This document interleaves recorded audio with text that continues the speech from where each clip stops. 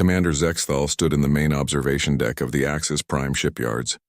His forearms crossed in what any species would recognize as profound skepticism. The holographic display floating before him showed technical specifications that made his secondary brain ache with confusion. In his 300 years of naval architecture, he had never seen anything quite so absurd.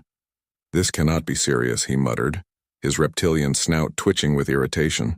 His scales shifted from their usual deep green to a troubled yellow, a biological response he could not control when confronted with something that violated every principle he held dear. The human standing across from him remained perfectly calm. Chief Engineer Sarah Chen was small by galactic standards, barely reaching the middle of Zexthal's chest. Her dark hair was pulled back in a simple tie, and her brown eyes held a quiet confidence that the commander found deeply unsettling. She wore the standard gray uniform of the Terran coalition, unadorned except for a single badge that marked her as a master engineer. "I assure you, Commander, every calculation has been verified," Sarah said. Her voice was soft but steady. "The Prometheus Dawn is entirely feasible." Zexthal gestured at the hologram with two of his arms while the other two accessed his data tablet. "Feasible? You expect me to approve construction of a warship that violates fundamental physics? Look at this power core design. The energy output you claim would require a reactor 3 times this size. It is mathematically impossible." "With respect, Commander, it's mathematically improbable using standard Varelian equations," Sarah replied. She stepped closer to the hologram and manipulated it with practiced ease.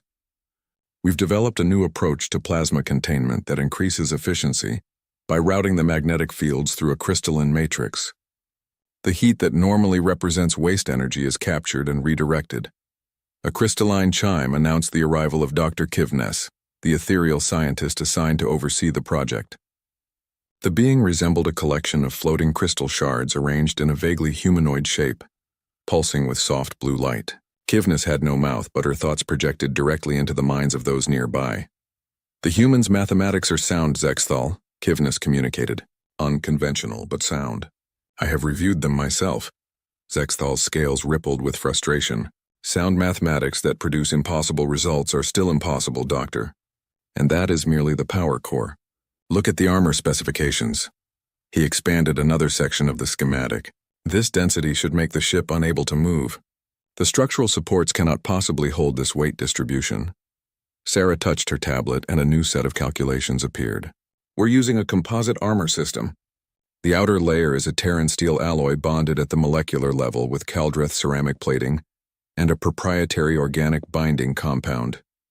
The result is stronger than either material alone with significantly less weight." "Proprietary," Zexthal repeated, his voice dripping with suspicion. "Meaning you will not share the formula." "Meaning it's classified under Terran military protocols," Sarah corrected gently. "But I can assure you it's been tested extensively. The binding compound is derived from protein structures found in Earth arachnids, spider silk scaled up and modified." "Spider silk," Zexthal said flatly. "You are building a warship with insect excretions. Arachnid secretions, technically. And yes," Sarah's expression did not change, "nature solved the problem of creating incredibly strong, flexible materials millions of years before we reached space. We simply learned from it." Kivnes pulsed with what might have been amusement. "I find the human approach refreshing. While we calculate what should work according to established theory, they test what does work in reality." Zexthal wanted to argue, but the Treaty of Shared Construction was clear. Any member species of the Galactic Council had the right to requisition shipyard time and materials, provided they could pay the costs. The Terran Coalition had paid in full 3 months in advance. His personal feelings about the absurdity of their design were irrelevant. "What about the weapons systems?" he asked, pulling up another section of the blueprint. "These rail cannons require a capacitor discharge that would fry every circuit in a standard targeting computer. How do you propose to fire them without destroying your own systems?" "We're using organic computing substrates for the targeting systems," Sarah explained. "Neural networks grown from modified Earth neurons. They can process information faster than quantum computers for certain calculations, and they're naturally resistant to electromagnetic interference. You are building a ship out of spiderwebs and brain tissue," Zexthal said, his voice rising. "This is not engineering. This is madness." "It's biology and engineering combined," Sarah replied, still infuriatingly calm. Humanity has always used multiple disciplines together. We don't see them as separate as most species do. Behind them, other aliens had gathered to watch the discussion. Word had spread through the shipyards about the crazy human design, and engineers from a dozen species had come to witness what they expected to be a spectacular denial. A Caldrith technician, his rocky hide scarred from years of work, clicked his mandibles in what passed for laughter among his people. "The little human thinks she can teach the great Zexthal about shipbuilding," he called out. "This will be entertaining."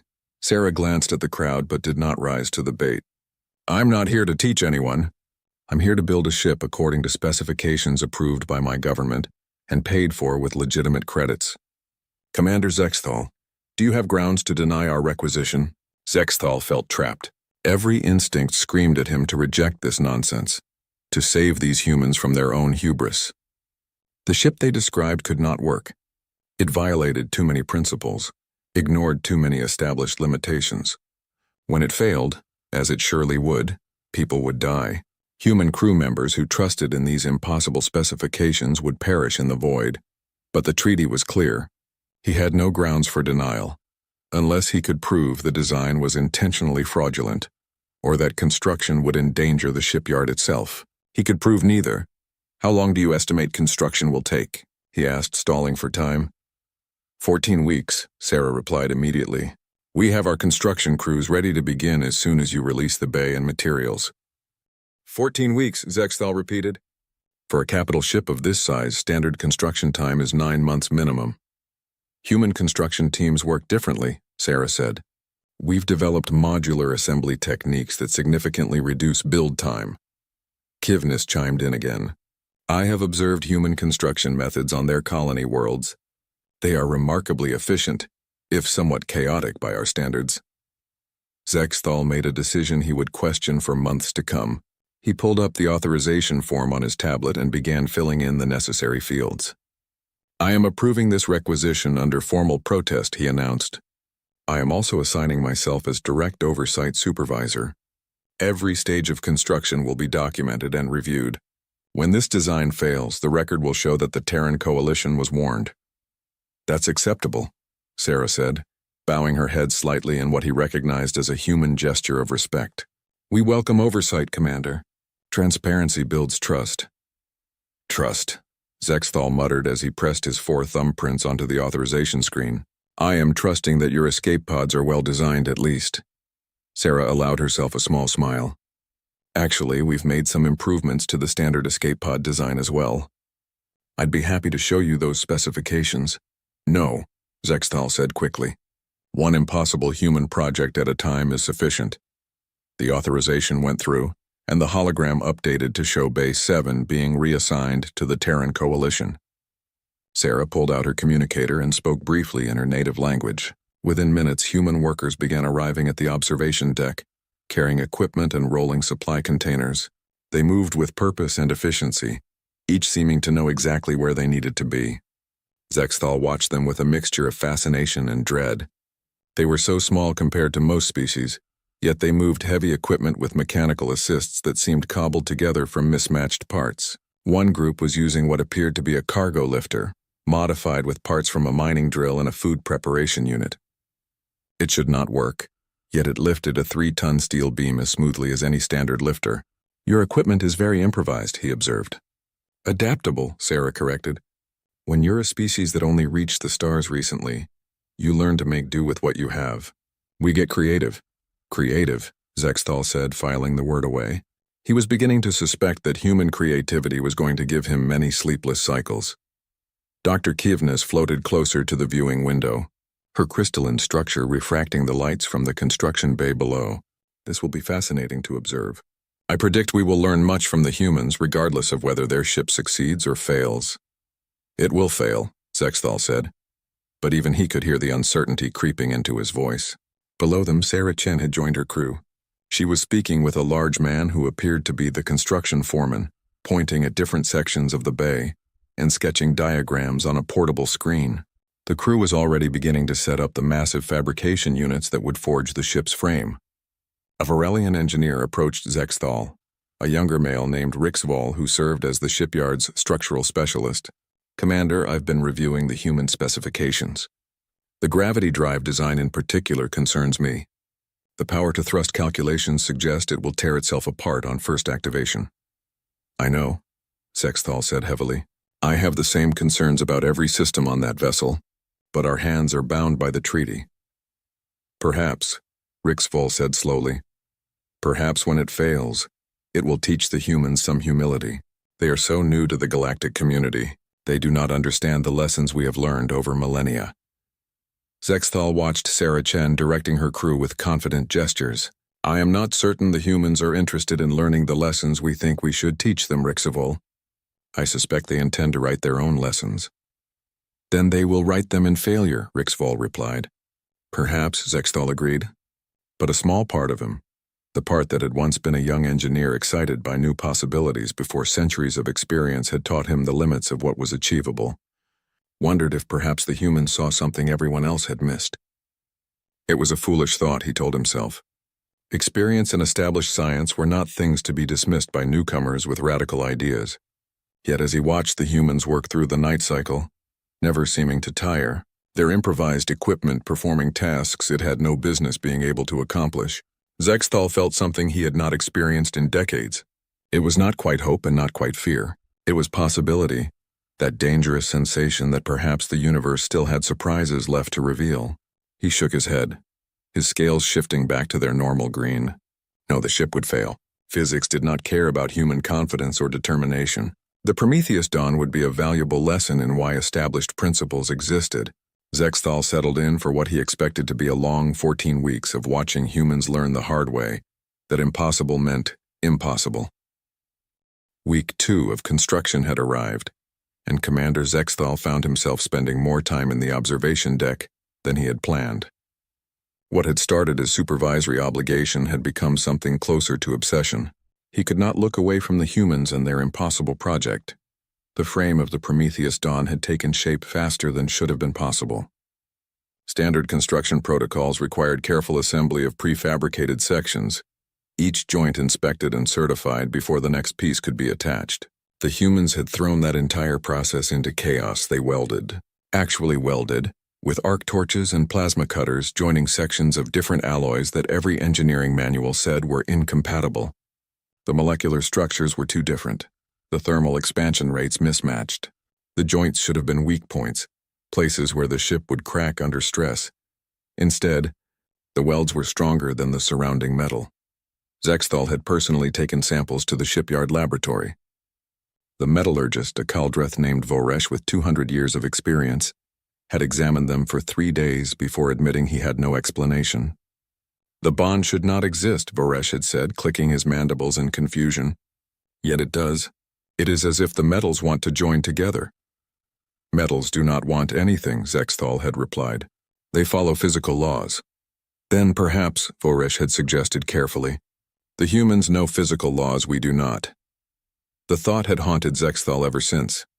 He watched now as Sarah Chen stood on a work platform 50 meters above the construction bay floor, directing 2 human welders who were joining a support beam to the main hull. The beam was made of Varelian combat-grade titanium. The hull was constructed from Kaldreth ceramic composite. The materials came from different worlds developed by different species with different understanding of material science. The welders finished their work, and Sarah ran a handheld scanner along the joint. She nodded, satisfied, and marked something on her tablet. Below, a massive section of the ship's inner skeleton was being maneuvered into position by 4 floating drones. The drones were human-made, cobbled together from mining equipment and cargo lifters. Their improvised nature obvious to anyone who looked closely.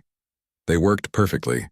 Rixvoll, the young Varelian engineer, stood beside Sexthal with his data tablet displaying constant streams of readings. Commander, the structural integrity of the frame exceeds specifications by 42%. According to our measurements, the ship is actually stronger than the humans designed it to be. How is that possible? Sexthal asked, already knowing he would not like the answer. I do not know, Rixvoll admitted, but I have a hypothesis. The humans are not following our joining techniques. They heat the materials to specific temperatures that our protocols warn against. Those temperatures should damage the molecular structure. Instead, they seem to be creating a transitional zone where the different materials merge more completely. You are suggesting they discovered something new about materials science by ignoring safety protocols, Zexthal said flatly. I am suggesting they discovered it by testing what works rather than following what should work, Rixval replied. Commander, I have been watching them for 2 weeks. They try things. Constantly. They modify and adjust and experiment. When something fails, they analyze why and try differently. They do not seem to have the fear of failure that we do. Zexthal considered this. In Vorelian culture, failure was shameful. An engineer who proposed a design that did not work would lose standing, perhaps even their position. It made everyone careful, conservative. Designs were checked and rechecked before anything was built. Innovation came slowly, carefully. The humans, apparently, did not share this cultural trait. A commotion near the power core assembly area drew Zexthal's attention. A group of human engineers were gathered around what appeared to be an argument. Voices were raised, hands gesturing emphatically. He activated the directional audio sensors to listen in. The alignment is off by 3 degrees, a tall human woman was saying. That's going to cause harmonic vibration when we bring the reactor online. 3 degrees is within tolerance, a shorter man replied, his arms crossed. Specs say 5 degrees is acceptable. Specs are minimum standards, Martinez, the woman shot back. You want to fly on a ship that's built to minimum standards? Sarah Chen appeared from behind a support strut, apparently having heard the discussion. What's the problem? Chen asked calmly. The tall woman, whose name badge read Williams, pointed at the reactor housing. Third mounting bracket is off by 3 degrees. Martinez says it's within specs. I say if we're building something impossible, we should build it better than possible. Sarah pulled out a scanner and checked the measurements herself. She was quiet for a long moment, and Zexthal found himself leaning forward, curious about how she would handle the disagreement. Williams is right, Sarah finally said. We're not building to minimum standards. We're building to prove a point. Realign it. It will take, 2 hours? About that, Martinez admitted, his expression sheepish. Sorry, Chief, you're right. No apology needed, Sarah said. You were right that it met specs. Williams is right that we should exceed them. Both views are valid. Now let's get it done. The group dispersed without further argument, already pulling out tools to make the adjustment. Zexthal found the interaction fascinating. In a Vorelian crew, such a disagreement would have been handled through formal channels with reports filed and supervisors making official decisions. The humans simply discussed it, made a choice, and moved on. Dr. Kivnis materialized beside him, her crystalline form chiming softly. You have been watching for 6 hours without pause, Commander. Someone must ensure they do not endanger the shipyard, Zexthal replied, though they both knew it was an excuse. Of course, Kivnis said, and he could sense her amusement. I have been reviewing the power system they are installing. It is remarkable. Remarkably likely to explode, Zexthal muttered. No, remarkably elegant, Kivnis corrected. They are using a triple redundant design, but not in the way we understand redundancy. Each power core is different. One is plasma-based, one uses antimatter containment, and one is a hybrid fusion system. If any one system fails, the others compensate. But here is the fascinating part. When all 3 operate simultaneously, they create a harmonic resonance that increases the total output beyond the sum of the parts. Zexthal turned to stare at the ethereal scientist. That should be impossible. Energy does not multiply itself. Energy does not, Kivnis agreed. But efficiency can be increased through resonance. It is a principle we use in certain quantum applications, but never in power generation at this scale. The humans apparently tested it and found it worked. They tested it, Zexthal repeated. They built 3 different types of power cores and tested whether they would accidentally create a beneficial resonance effect. According to Engineer Chen, they tested 17 different combinations, Kivnis said. This was the most effective. The other 16 are documented in their research files. They did not view the failed attempts as failures, but as data points. Zexthal felt his world tilting slightly. They built 16 experimental power systems just to find one that worked better? Yes, they call it iteration.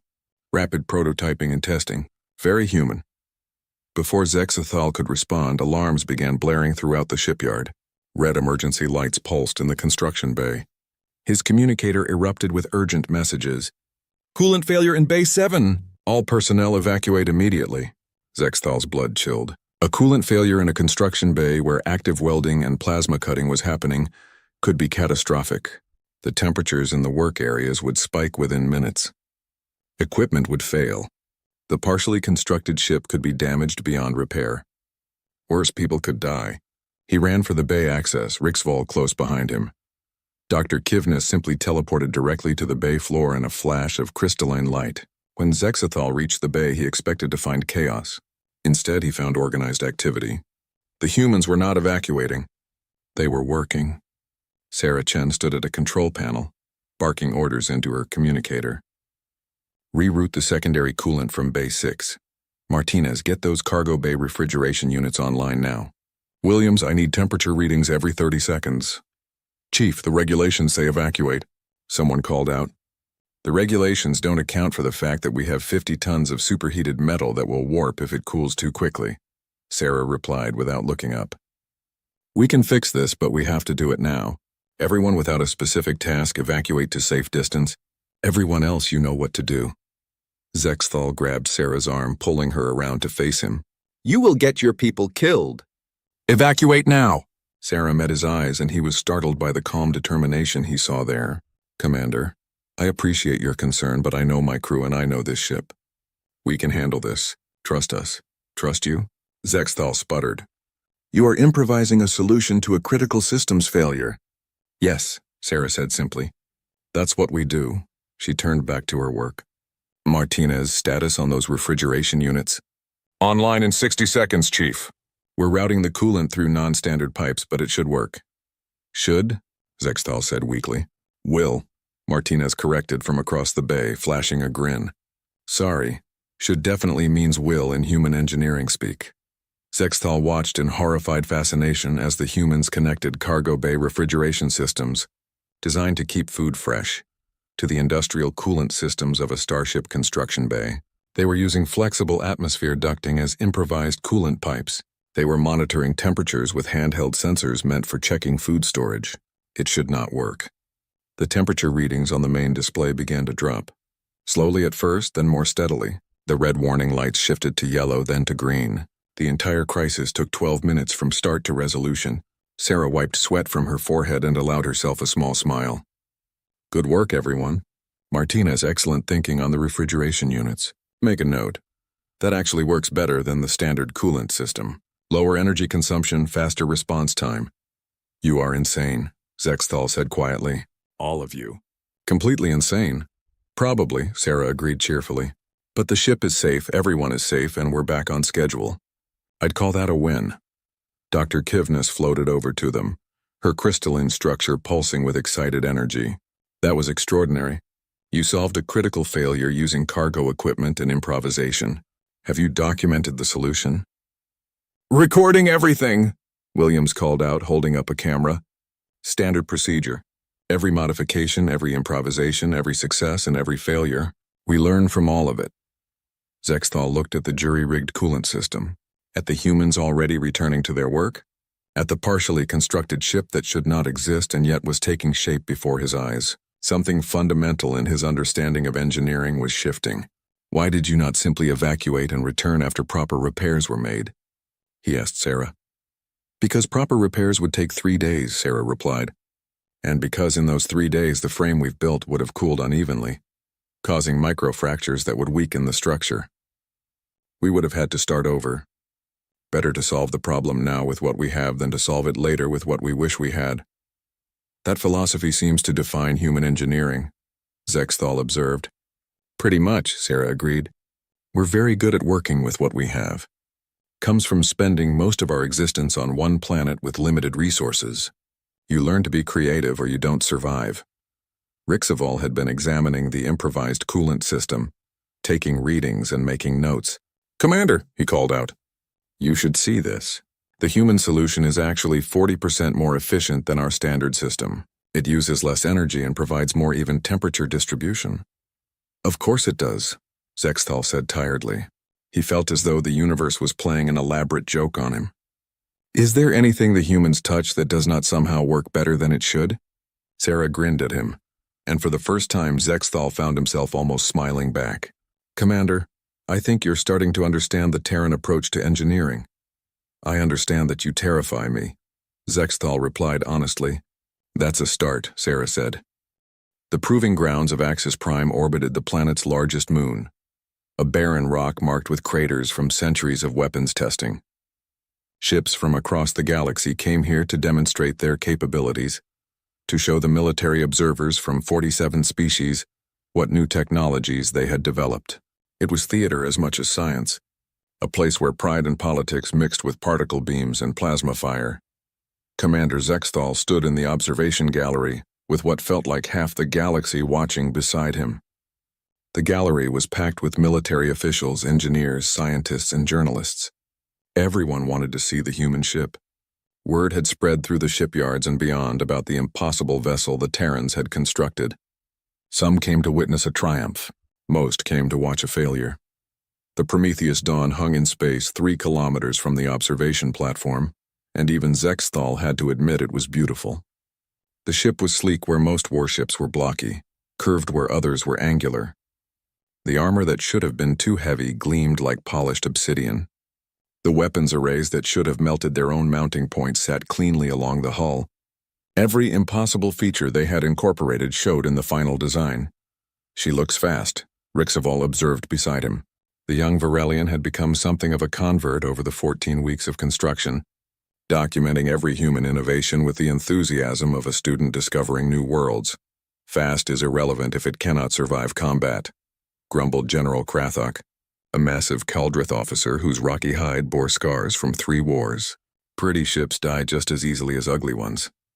Sarah Chen stood at the control panel, running through final system checks with her crew. She had barely slept in the last 3 days, Zexthal knew, overseeing the final installations and running simulation after simulation.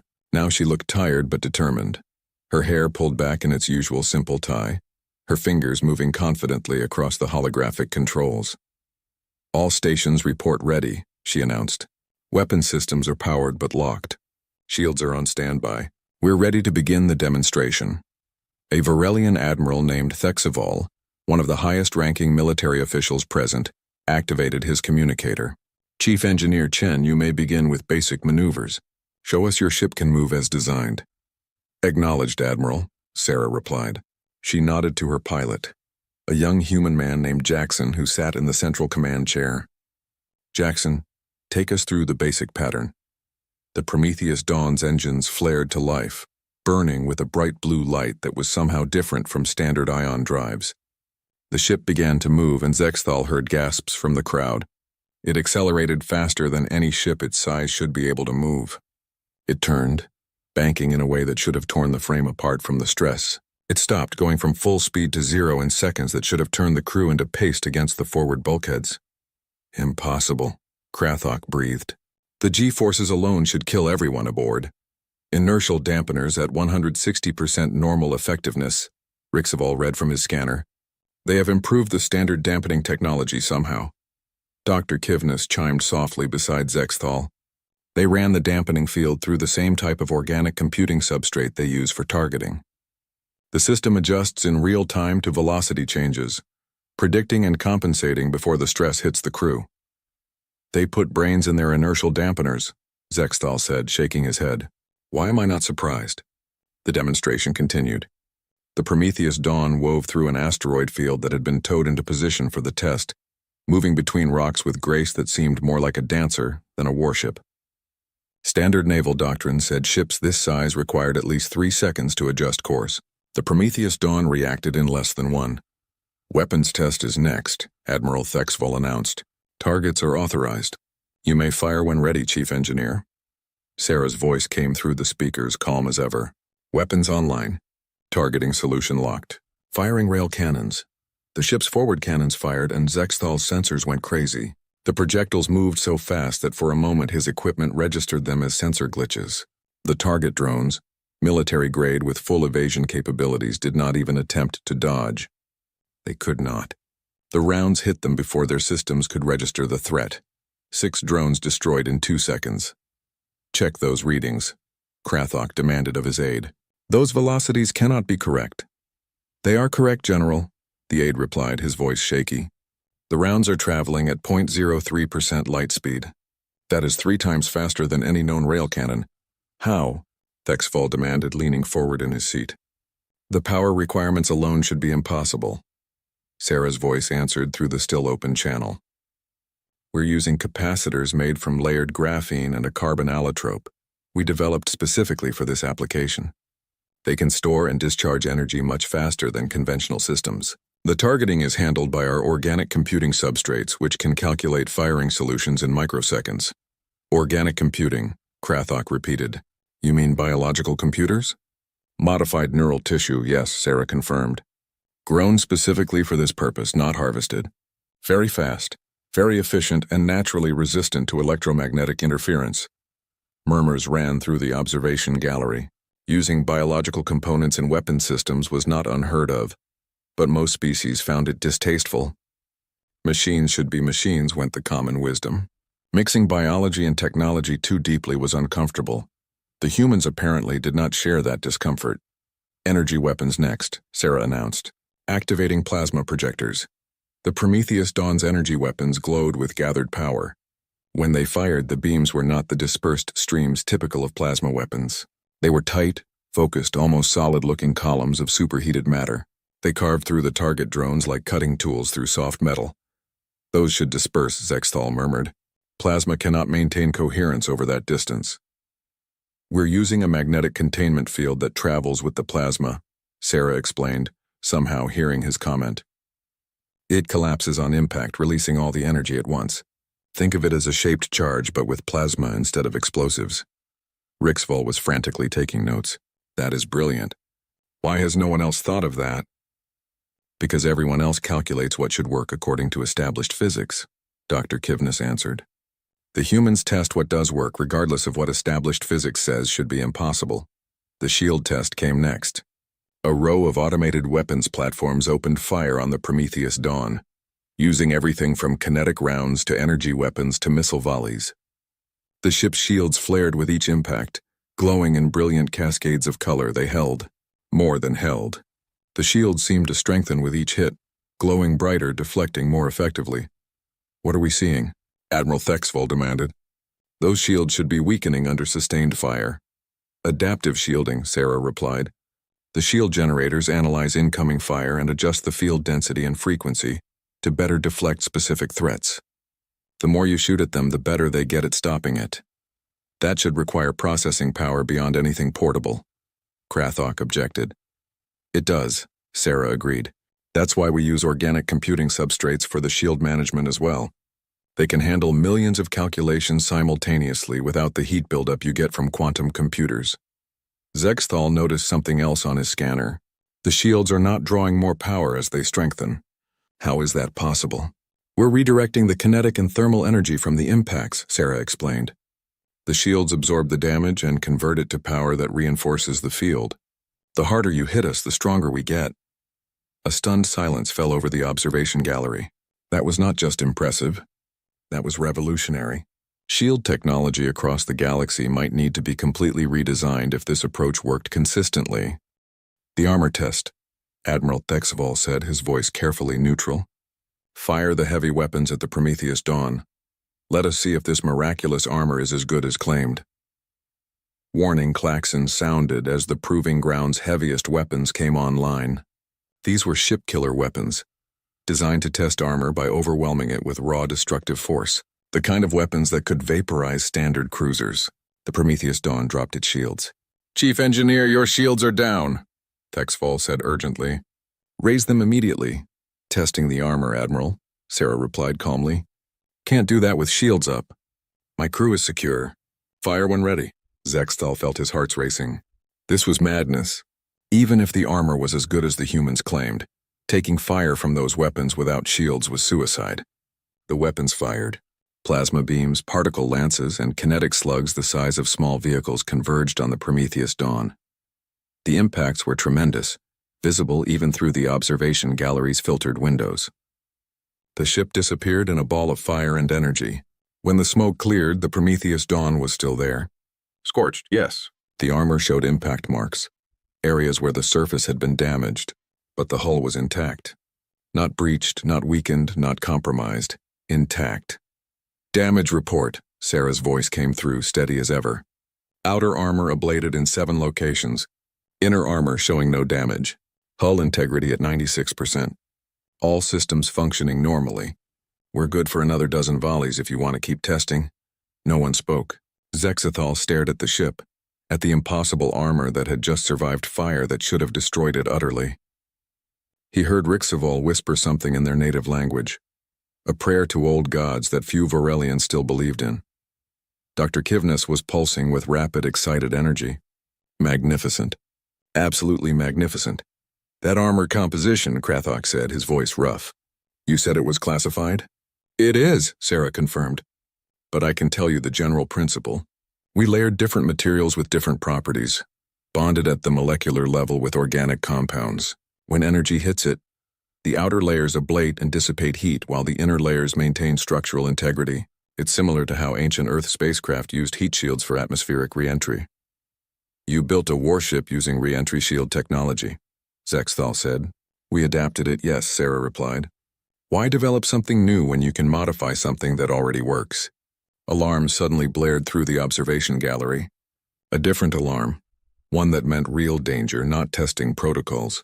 Unidentified vessels entering the proving ground. A controller shouted. Multiple contacts, hostile configuration.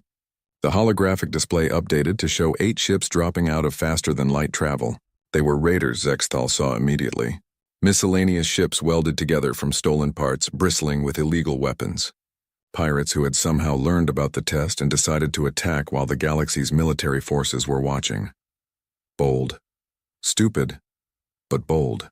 Prometheus Dawn is not combat ready, Admiral Thexval snapped into his communicator. Return to dock immediately. Negative, Admiral, Sarah's voice came back. We have hostiles engaging the observation platform. Civilian vessels are present. We're moving to intercept. That is an order, Chief Engineer. With respect, Admiral, those pirates are firing on unarmed civilians. We're the only armed ship in range. We're engaging. The Prometheus Dawn accelerated toward the pirate ships, moving faster than Zexthal had seen any warship move outside of theoretical simulations. The pirates, apparently surprised that their target was charging them instead of fleeing, scattered. It did not help them. This is going to be interesting, Sarah's voice said, and Zexthal thought he heard anticipation in her tone. Jackson combat pattern Delta. Weapons free. The battle, if it could even be called that, lasted 4 minutes and 17 seconds. Zexthal knew because he watched the chronometer the entire time, unable to look away from the display showing the Prometheus Dawn moving through the pirate fleet, like death itself had taken physical form. The first pirate ship died before it could fully orient its weapons.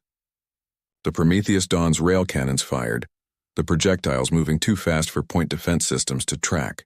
The pirate vessel simply came apart, its hull punctured in 6 places simultaneously, atmosphere and debris venting into space. The second ship managed to fire back. Plasma bolts and missile volleys converged on the human warship. The Prometheus Dawn did not even bother raising shields. It simply moved, twisting through space in maneuvers that should have been impossible for something its size. Every shot missed. Not by much, but in combat, close meant nothing. The third and fourth ships died together, caught in a crossfire as the Prometheus Dawn positioned itself perfectly between them. Rail cannons took one while plasma projectors carved through the other. The magnetic containment field Sarah had described worked exactly as advertised, the plasma staying coherent until impact, and then releasing all its energy at once. The fourth ship's reactor detonated, adding its own destructive force to the engagement. They are hurting them, Rixaval said, his voice filled with awe. Look at the positioning. The Prometheus Dawn is controlling where the pirates can move. He was right. The human ship was not just reacting to the pirates. It was predicting their movements, cutting off escape routes, forcing them into positions where they had no good options. It was like watching a predator hunt, all instinct and perfect timing. The fifth ship tried to run, engaging its faster-than-light drive. The Prometheus Dawn fired a weapon Zexthal did not even know it had. Some kind of electromagnetic pulse that rippled through space and disabled the pirate's drive before it could activate. The ship drifted helpless and Jackson put a rail cannon round through its engines. Not destroyed, just crippled. Disabled for later capture. They are leaving survivors, General Krathok observed. Interesting. Humans prefer to capture when possible, Dr. Kivnis explained. They value intelligence gathering. Dead pirates tell no tales, as they say.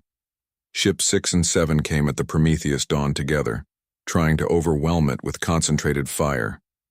It was a sound tactic, one that might have worked against a standard warship. Against the Prometheus dawn, it was suicide. The human ship spun a full 360-degree rotation that brought all its weapons to bear in sequence. The pirates flew into a wall of fire. Rail cannons, plasma projectors, and what appeared to be some kind of flechette launcher all fired within the same 2-second window.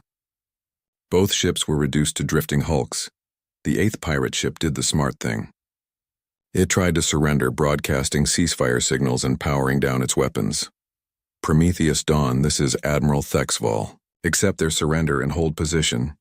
Acknowledged, Admiral, Sarah replied. Jackson, keep weapons locked on them. If they so much as twitch wrong, disable their engines. Got it, Chief, Jackson replied, his voice steady despite having just fought his first real space combat. Not going to lie, that was intense. You did good, Sarah said, and Zexthal heard genuine pride in her voice. The whole crew did good. Now let's get these ships secured and make sure no one got hurt on the observation platform. The observation gallery erupted in conversation. Military officials were shouting into communicators, demanding reports and analysis. Engineers were reviewing the combat footage, replaying specific moments over and over. Journalists were frantically recording, knowing they had just witnessed something that would reshape galactic politics. Zexthal simply sat down, his forearms hanging limp. He felt as though his entire understanding of naval warfare had just been torn apart and rebuilt in 4 minutes. Commander? Rixevol's voice was concerned. Are you all right? No, Zexthal admitted. No, I do not think I am all right. I think I have just watched the future of warfare, and I am not certain how I feel about it. Dr. Kivnis floated down to his level, her crystalline form pulsing with a gentle, calming light. You feel obsolete, she said simply. Your training, your experience, your understanding of how ships should fight, all of it was challenged in less than 5 minutes. Yes, Zexthal said. That is exactly how I feel. Good, Kivnis replied. That means you are learning. Growth requires the acceptance of obsolescence. We must let go of old truths to make room for new ones. General Krathok approached them, his heavy footsteps making the deck plates vibrate. His rocky face was unreadable, but his voice held a tone Zexthal recognized as grudging respect. Commander Zexthal, you supervised the construction of that vessel? I did, Zexthal confirmed. Though supervise may be too strong a word. Mostly I documented what the humans did and tried not to have a crisis every time they violated fundamental engineering principles. And yet it works, Krathok said. Better than works. That ship just defeated 8 hostiles without taking a single hit, without even raising shields. The armor we spent 2 hours testing never even came into play because they were too fast to be hit. The humans have a saying, Dr. Kivnis offered. The best armor is not being where the bullets are.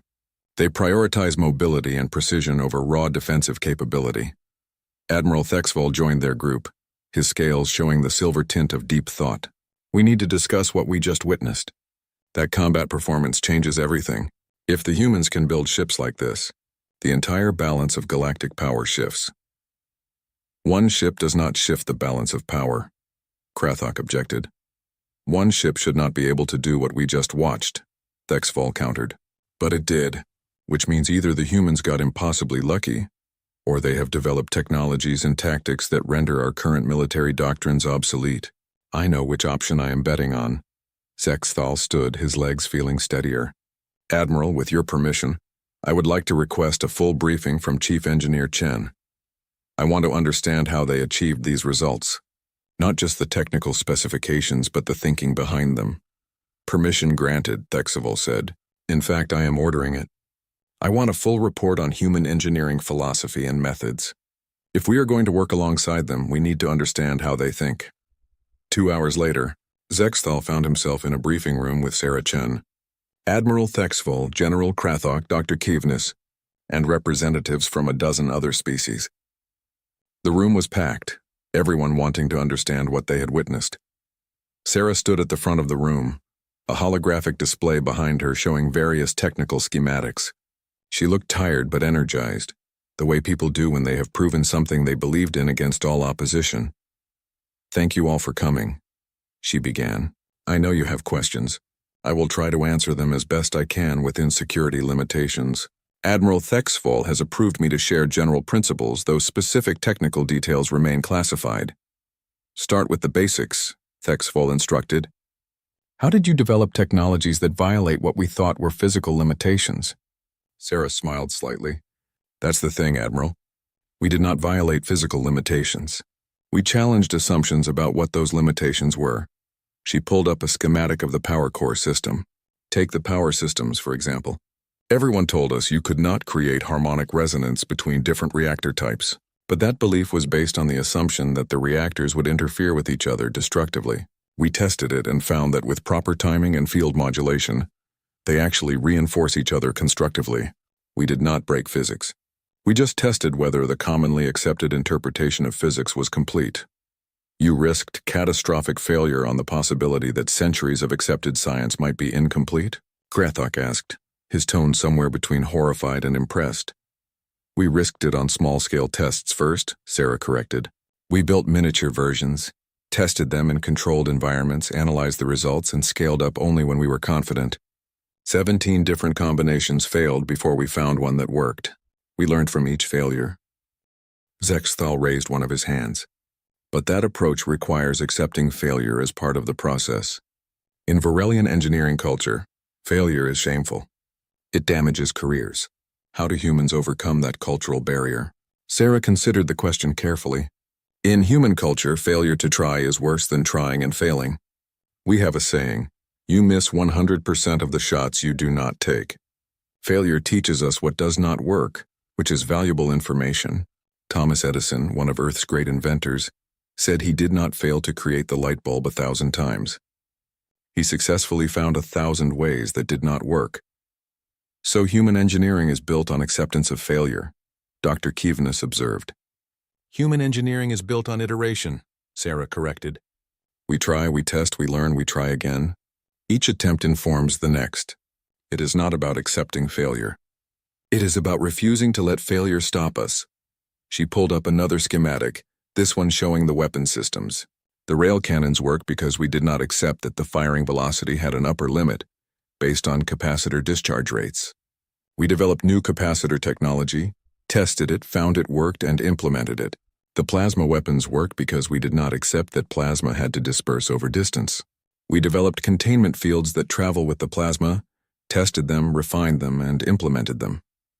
"And the organic computing substrates?" Thexfall asked. "Using biological components in weapon systems makes many species uncomfortable." "I understand that," Sarah acknowledged. "But humans have always seen biology and technology as complementary rather than separate. Our brains are biological computers that outperform quantum systems in many tasks. Why not learn from that? The neural substrates we grow are not sentient. They are specialized tissue designed for specific computational tasks. They work faster and more efficiently than conventional computers for pattern recognition and rapid calculation." A Kaldreth engineer in the back raised his hand. "But the risks. What if these biological systems mutate or become unstable?" "We design them with fail-safes," Sarah explained. "Multiple redundant systems, constant monitoring, automatic shutdowns if parameters deviate. We took every precaution. And yes, there are risks, but there are risks in any new technology. The question is whether the benefits justify careful implementation. We believe they do." "What about the armor?" General Krathok asked. "That composite you developed. Can you explain the principle without revealing the formula?" "The principle is actually quite simple," Sarah said. "Different materials respond differently to damage. Some are good at dispersing heat. Others are good at maintaining structural integrity. Still others are good at absorbing kinetic impacts. We layered materials with complementary properties and bonded them with organic compounds that are naturally shock absorbent. The result is armor where each layer handles specific types of damage while supporting the other layers. Like medieval Earth Knights wearing chainmail underplate armor," Dr. Kivnis observed. "Exactly," Sarah confirmed. "Humans have been developing layered defense systems for thousands of years. We just applied those ancient principles with modern materials." Zexthal felt something click into place in his understanding. "You did not invent entirely new technologies. You combined existing technologies in ways no one had tried before. Mostly, yes, Sarah agreed. Innovation is not always about creating something from nothing. Often it is about looking at existing tools and asking what happens if we use them differently, or combine them in new ways. Humans are very good at that kind of lateral thinking. Why? Texval asked. What makes humans so good at this approach? Sarah was quiet for a moment, thinking. I think it is because humans spent most of our existence with limited resources. We could not always build the perfect tool for a job. We had to improvise, adapt, make do with what we had. That cultural history shaped how we approach problems. When we reached the stars and encountered species with advanced technologies, we brought that adaptability with us. You all have technologies we could never have developed, but we can look at those technologies and think of new ways to use them. The spider silk binding compound, Zexthal said. That is a perfect example. We never thought to look at biology for engineering solutions. And we never thought not to, Sarah replied. Humans are biological beings who develop technology. We have always seen ourselves as part of nature, not separate from it. Using biological solutions and technology seems natural to us. The briefing continued for another hour, with Sarah patiently answering questions and explaining human engineering philosophy. By the end, Zexthal felt as though he had received an education in an entirely different way of thinking. As the room emptied, he approached Sarah. Chief Engineer, I owe you an apology. You don't, Sarah said firmly. You were doing your job. You had every right to be skeptical. Perhaps, Zexthal acknowledged, but I let my skepticism become contempt. I assumed you were foolish rather than considering you might know something I did not. That was arrogant, Sarah smiled warmly. Commander, skepticism is healthy. It forces us to prove our ideas work. You pushed us to document everything, to justify every choice. That made the Prometheus Dawn better. So thank you. Zexthal found himself returning the smile. Would you be willing to work with me on future projects? I believe I have much to learn from human methods. I would be honored, Sarah said. And I have much to learn from Varelian precision and attention to detail. Maybe together we can build something even more impressive. More impressive than a ship that should be impossible, Zexthal asked dryly. Why not? Sarah replied, her eyes bright with possibility. Impossible just means no one has done it yet. 6 months had passed since the demonstration at the proving grounds, and the galaxy had changed in ways both subtle and profound. Commander Zexthal stood on the bridge of the Prometheus Dawn, no longer as a skeptical observer, but as the second in command of what had become the flagship of the new galactic defense fleet. The bridge was a blend of human design and alien functionality. The organic computing substrates that had once seemed so strange now felt natural, their rapid processing capabilities making combat decisions faster and more accurate than any quantum computer could match. Zexthal had learned to trust them, to work with them, though he still found it slightly unsettling that parts of his ship were technically alive. Commander, we have confirmation, reported Lieutenant Williams from the sensor station. The tall human woman had become one of Zexthal's most trusted officers, her insistence on exceeding minimum standards something he had come to appreciate deeply. The Kathon hegemony fleet is holding position near the Outer Rim colonies. 18 capital ships, maybe 40 support vessels. They are not backing down. Zexthal studied the tactical display. The Kathon were a warrior species who believed might made right. For 200 years they had raided the outer colonies, taking what they wanted and daring anyone to stop them. Previous attempts to confront them had ended badly. The Kathon had some of the most heavily armed and armored ships in the galaxy. They also had no idea what human engineering had made possible. Status of the fleet? Zexthal asked. All ships report ready, answered Jackson from the pilot station. The young human had proven himself during the pirate attack and had been promoted to chief helmsman. The Vanguard, the Defiant, and the Unity are in formation, all equipped with human Varelian hybrid systems. Zexthal felt a surge of pride at that designation. Human Varelian hybrid systems. The 3 support ships in their fleet had been built using the principles learned from the Prometheus Dawn, with Varelian engineers working alongside human crews. They were not as advanced as the flagship, but they represented something new. True collaboration between species, combining human innovation with Varelian precision. Sarah Chen entered the bridge, carrying a tablet and looking as calm as ever. In 6 months, she had become something more than just the ship's chief engineer. She was an advisor, a teacher, and a friend. The Galactic Council had offered her the position of Chief of Galactic Naval Innovation, and she had accepted on the condition that she could still serve on the Prometheus Dawn for active missions. "The Chthon commander is hailing us," reported the communications officer, a crystalline ethereal named Vin Resh who had studied under Dr. Kivnes. "He says we should turn back if we want to live." "Charming," Sarah muttered. "Put him through." The view screen shifted to show a massive Chthon warrior. His species resembled Earth's crustaceans with a thick exoskeleton covered in battle scars and cybernetic enhancements. His claws were the size of human torsos, augmented with weapon systems. He looked at the bridge crew with what might have been contempt. "I am War Leader Crescital of the Chthon Hegemony," he announced, his voice like grinding rocks. "You pilot ships that do not belong to you. Human vessels, I am told. Clever tricks from a primitive species. We are not impressed by your display 6 months ago against pirates. We are warriors, not raiders.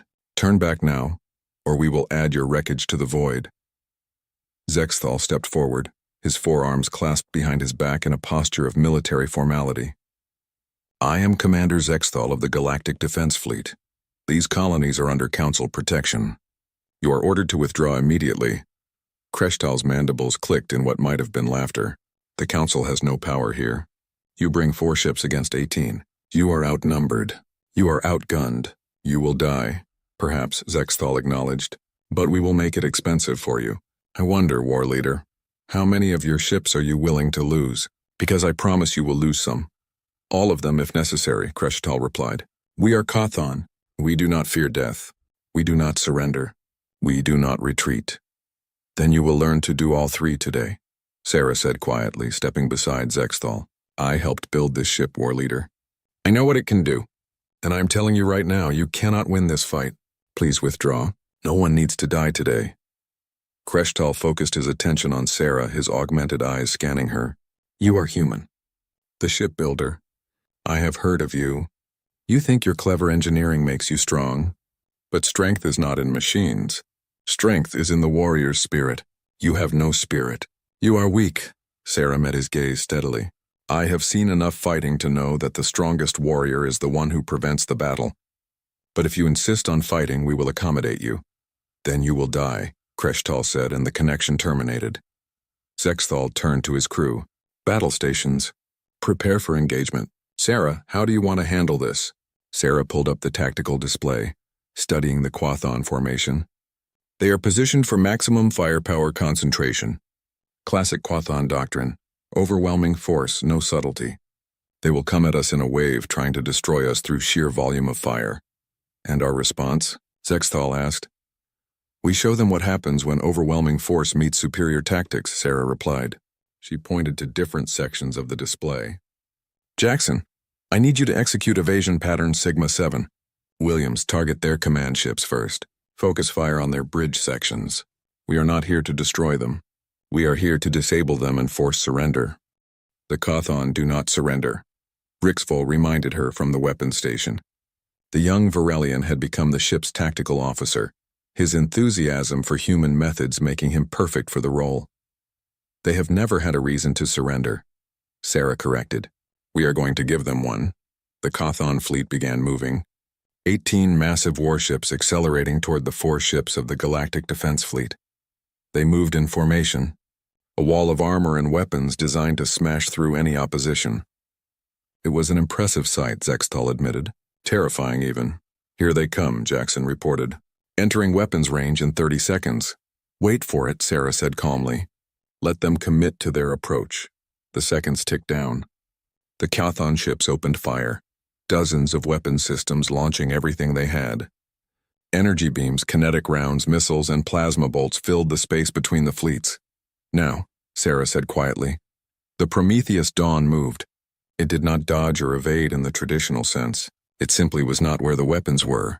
Jackson's piloting was perfection itself, the ship dancing through the incoming fire with impossible grace. The organic computing substrates predicted trajectories microseconds before the weapons fired, calculating safe paths through what appeared to be a solid wall of destruction. Behind them, the Vanguard, Defiant, and Unity followed in perfect formation, their hybrid systems allowing them to match the flagship's movements if not its precision. "Return fire," Zexthal ordered. "Target their command ships. Disable, not destroy." The Prometheus Dawn's weapons spoke. Rail cannons fired at velocities that made them nearly impossible to intercept. Plasma projectors carved precise lines through space. Each shot was calculated, targeted, perfect. The first Quathon command ship took 3 rail rounds to its bridge section. Its command deck was obliterated, but the ship itself remained intact, its crew alive but leaderless. The second command ship tried to evade, but the predictive targeting systems had already calculated its escape route. Plasma fire caught it mid-turn, disabling its engines and weapons in a display of surgical precision. "They are concentrating fire on us," Williams reported. "All 18 ships targeting the Prometheus Dawn." "Let them," Sarah replied. "Shields to maximum. Show them what happens when they try brute force." The Quathon fire intensified, hundreds of weapon systems firing simultaneously at a single target. It should have been enough to destroy a dozen ships. The Prometheus Dawn's shields flared brilliant white, absorbing impact after impact, and just as Sarah had explained months ago, the shield strengthened with each hit, converting the incoming energy to reinforce the defensive fields. "Shield strength increasing," Williams reported, a note of satisfaction in her voice. "They are actually charging our shields for us." Zexthal watched the Quathon fleet continue its assault, watched them pour everything they had into destroying the Prometheus Dawn. He felt a moment of pity for them. They were doing exactly what their doctrine told them to do, exactly what had worked for them for centuries. But doctrine was built on assumptions, and the humans had made those assumptions obsolete. "Rixvol, target the 3rd and 4th command ships," Zexthal ordered. "Vanguard, Defiant, Unity, split up and engage the support vessels. Disable engines and weapons, leave life support intact." The fleet split, each ship moving to engage different sections of the Quathon formation. The Vanguard and Defiant moved like smaller versions of the Prometheus Dawn, their hybrid systems giving them speed and maneuverability the Quathon could not match. The Unity, commanded by General Krathok himself, pushed through the Quathon line with its enhanced armor barely registering the incoming fire. The battle became a demonstration, not of destruction but of dominance. The Galactic Defense Fleet did not overwhelm the Quathon through superior firepower. They controlled the engagement through superior tactics, superior technology, and superior understanding of what was possible. One by one, the Quathon ships were disabled. Bridges destroyed or damaged, engines crippled, weapon systems offline, but hulls intact, crews alive, able to surrender rather than die. Within 20 minutes, 12 Quathon ships were drifting, helpless. The remaining 6 had formed a defensive formation around their war leader's vessel, still fighting but with increasing desperation. "Hail Kreshtal again," Zexthal ordered. The war leader's face appeared on the view screen. His exoskeleton was cracked in several places, sparking with damaged cybernetics. Behind him, the bridge was in chaos, crew members working frantically to keep systems operational. "You have fought well, war leader," Zexthal said, keeping his voice respectful. "Your courage is not in question. But the battle is over. 12 of your ships are disabled. The remaining 6 cannot defeat us. I am offering you the chance to surrender with honor." "The Quathon do not surrender," Kreshtal growled, but there was uncertainty in his voice now. "The Quathon have never faced an opponent like this before," Sarah said, stepping forward again. "War leader, there is no shame in acknowledging a superior force. Your crews are alive. Your ships can be repaired. If you continue fighting, people will die for no reason. Is that what Quathon honor demands? Pointless death?" Kreshtal was silent for a long moment. Behind him, Zexthal could see other Quathon warriors watching their leader, waiting for his decision. The war leader's mandibles worked, a sign of deep thought in his species. "You could have destroyed us," Kreshtal said finally. "Every ship you disabled could have been killed. Why did you not?" "Because we did not need to," Sarah replied simply. "Because the goal was not to kill Quathon warriors. The goal was to protect the colonies and show you that raiding them is no longer an option. You have seen what we can do. You have seen that your tactics and technology cannot match ours. What happens next is your choice." Another long silence. Then Kreshtal lowered his head in what might have been a bow. "We surrender.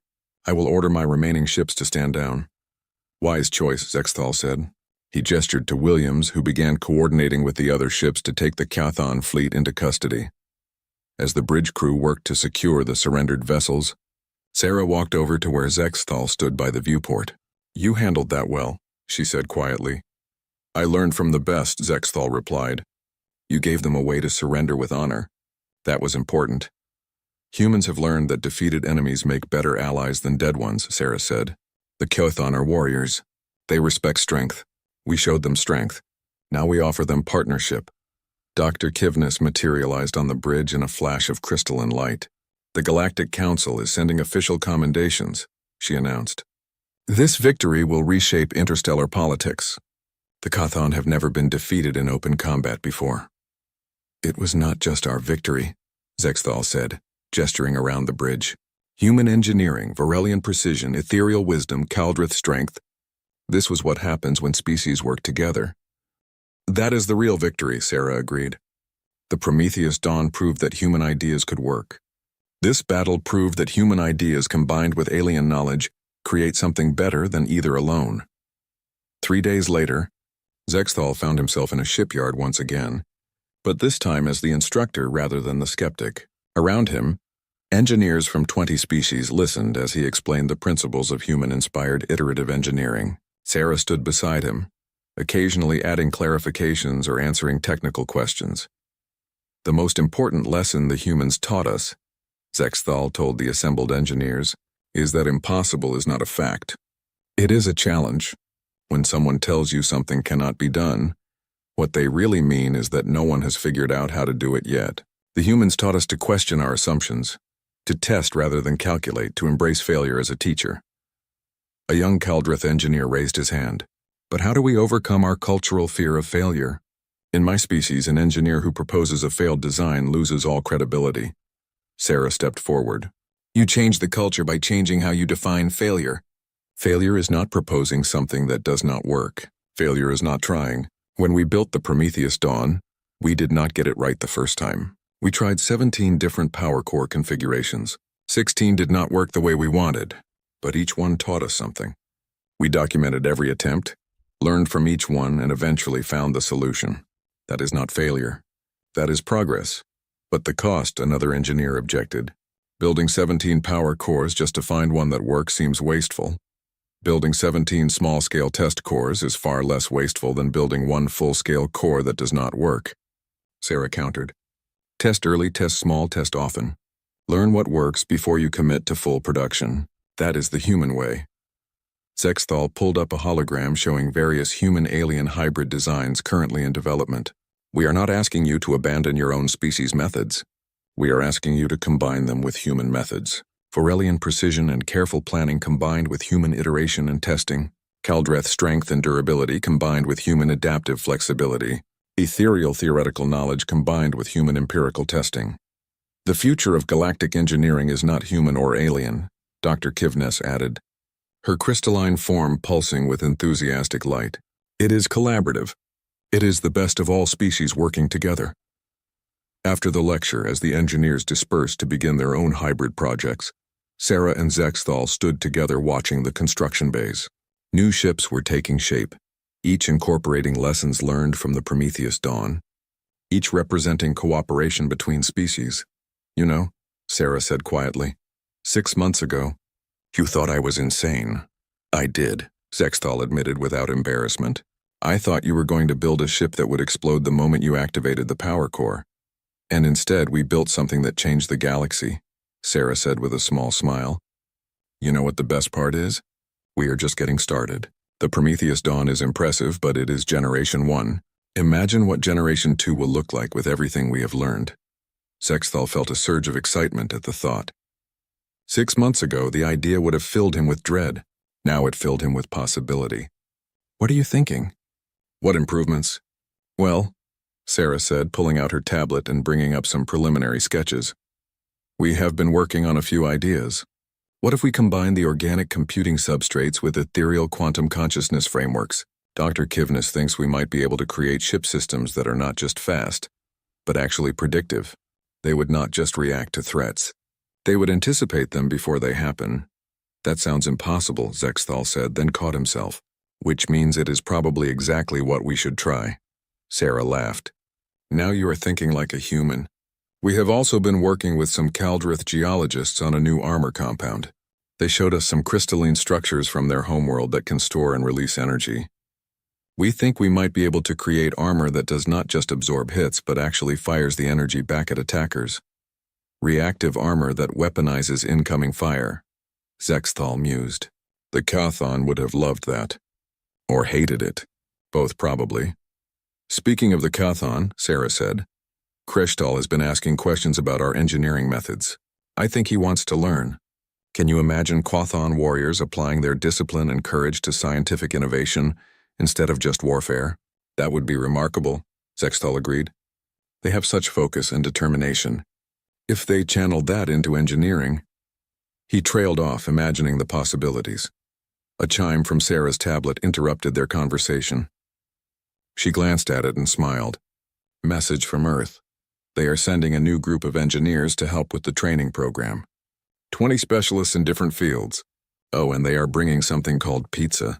Apparently it is a human food they think the galaxy needs to experience. After everything else humans have introduced to us, I'm almost afraid to ask what pizza is, Zexthal said dryly. It is bread with cheese and toppings, Sarah explained. Simple, adaptable, and somehow greater than the sum of its parts. Kind of like human engineering, actually. Zexthal's communicator beeped. He checked it and saw a message from Admiral Thexval. The Admiral wants to see us. He says it is important. They made their way to the Admiral's office, a spacious room with windows overlooking the shipyards. Thexval stood at the window, his scales showing the gold tint of satisfaction. Beside him stood War Leader Kreshetal, looking somewhat uncomfortable but determined. Chief Engineer Chen, Commander Zexthal, Thexval greeted them. Thank you for coming. War Leader Kreshetal has a proposal I believe you should hear. Kreshetal stepped forward, his damaged cybernetics still sparking occasionally. I have spoken with my people. The Kathon hegemony wishes to join the Galactic Council formally. We also wish to contribute to the defense fleet. Sarah and Zexthal exchanged surprised glances. That is wonderful news, Sarah said carefully. What kind of contribution did you have in mind? We are warriors, Kreshetal said simply. We know combat. We know tactics. We know how to fight and how to survive. But you showed us we do not know everything about warfare. You have technology and methods we never imagined. We wish to learn. In exchange, we offer our warriors as crew members for your ships and our knowledge of combat to improve your tactics. You want Kathon warriors serving on human-designed ships? Zexthal asked, making sure he understood correctly. Yes, Kreshetal confirmed. Our defeat was not shameful. It was educational. You showed us there is more to strength than armor and weapons. There is innovation, adaptation. We wish to learn these things, and we wish to prove that the Kathon can be allies as fierce as we were enemies. Admiral Thexval spoke up. I have already discussed this with the Council. They are enthusiastic about the proposal. The Kathon have been isolated for too long. Bringing them into the galactic community could change everything. But I wanted your opinions first, since you would be working with them directly. Sarah looked at Kreshetal thoughtfully. War Leader, I have one question. Why do you want this, really? Kreshetal was quiet for a moment, his mandibles working. Because you showed me something I never believed possible. You showed me that there are warriors who fight not to destroy but to protect. You could have killed my entire fleet. Every warrior, every crew member. Instead, you disabled our ships and offered surrender with honor. That is a kind of strength I never understood before. I want my people to learn that strength. Then welcome to the team, Sarah said, extending her hand in the human gesture of greeting. Kreshetal looked at the small hand, then carefully wrapped one claw around it. Gentle despite his size. We will not disappoint you, Kreshetal said solemnly. After the war leader left, Thexval turned to Sarah and Zexthal. You realize what this means? If the Kathon join the Council and contribute to the defense fleet, other species will follow. The Prometheus Dawn did not just win a battle. It started a movement. A movement toward what? Zexthal asked. Toward cooperation, Thexval replied. Toward combining the best of every species. Toward a galaxy where we learn from each other instead of fearing each other. The humans brought us more than new technology. They brought us a new way of thinking. Sarah shook her head. With respect, Admiral, we did not bring you anything you did not already have. Every species in this galaxy has innovation and creativity. We just approach problems differently because we had to. We were the newcomers, the species without centuries of established methods. That gave us freedom to try things others had decided were impossible. Perhaps, Thexfall acknowledged. But you showed us that our established methods were limits we placed on ourselves. You freed us from those limits. That is a gift beyond measure. That evening, Zexthal returned to his quarters on the Prometheus Dawn. The ship was in dock for minor repairs and upgrades, but it still felt like home. He sat at his desk and began writing his report for the Varelian Engineering Council, documenting everything he had learned over the past 6 months. He wrote about the power systems that should not work but did. He wrote about the armor that combined biology and technology. He wrote about the weapons that exceeded every theoretical limit. But mostly he wrote about the philosophy behind it all. Human engineering is not about following rules, he typed. It is about testing reality. It is not about accepting limits. It is about questioning whether those limits are real or imagined. It is not about avoiding failure. It is about learning from failure and trying again. Most importantly, it is not about one species having all the answers. It is about combining knowledge from many species to find solutions no one could discover alone. He paused, thinking about everything that had changed. 6 months ago, he had been so certain of what was possible and what was not. He had built his entire career on that certainty. The humans had shattered it, and at first he had resented them for it. Now he was grateful. A chime at his door interrupted his thoughts. "Come in," he called. Sarah entered, carrying a flat box that smelled interesting. "Thought you might want to try this famous pizza I mentioned. Consider it a cultural exchange." Zexthal looked at the flat bread covered in cheese and various toppings. It did not look like much. Then again, the Prometheus Dawn's first blueprints had not looked like much either. And look how that had turned out. "Why not?" he said, taking a slice. He bit into it carefully and his eyes widened. The combination of flavors should not work together. The bread, cheese, sauce, and toppings were all different textures and tastes. Yet somehow they combined into something delicious. "It is good," he admitted. "It should not work, but it does," Sarah grinned. "Kind of like our ship. Kind of like our whole approach to engineering. Take different things that should not go together, combine them the right way, and create something better than the individual parts." "Is everything a metaphor with humans?" Zexthal asked, taking another slice. "Pretty much," Sarah confirmed, sitting down across from him. "We like our lessons to be tasty." They sat in comfortable silence for a while, eating pizza and watching through the viewport as work crews moved around the docked ship. New engineers from a dozen different species were learning human methods and teaching their own in return. It was exactly what the galaxy needed, Zexthal thought. Not one species dominating, but all species contributing. "What do you think happens next?" Sarah asked. "After the Prometheus Dawn, after the Cathon joining us, after everything changes?" Zexthal considered the question.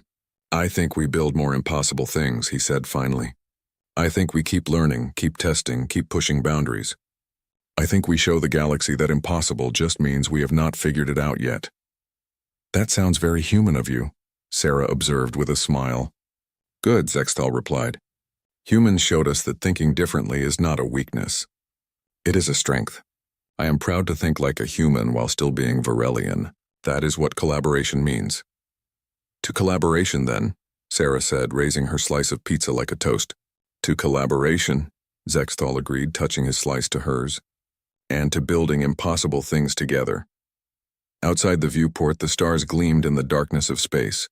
Somewhere out there were more challenges, more problems that seemed impossible, but Zexthal no longer feared them.